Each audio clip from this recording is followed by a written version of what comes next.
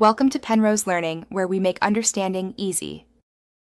You begin by confirming requirements and starting the connection process.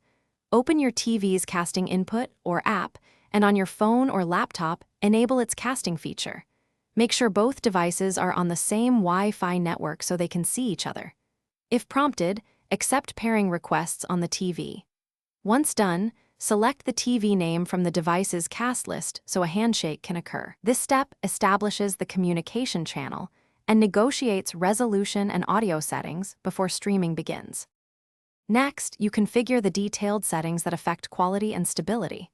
On your sending device, pick the desired resolution and set the display ratio to match the TV.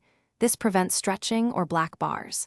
Enable screen mirroring and grant camera or microphone permissions when required. If using a wired adapter, switch the TV to the correct HDMI input and verify cable seating. If using an app, select the TV within the app. These steps ensure optimal frame rate, audio routing, and minimal latency for your cast. To finish, verify audio and video sync on the TV and mute or disable phone notifications to avoid interruptions. You should now control playback from the sending device.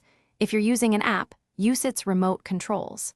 If performance issues appear, move devices closer to the router, switch to 5 GHz, or use a wired connection for stability.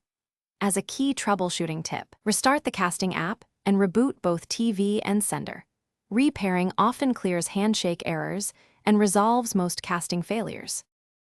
Thanks for watching. If this was helpful, leave a like and consider subscribing. See you next time.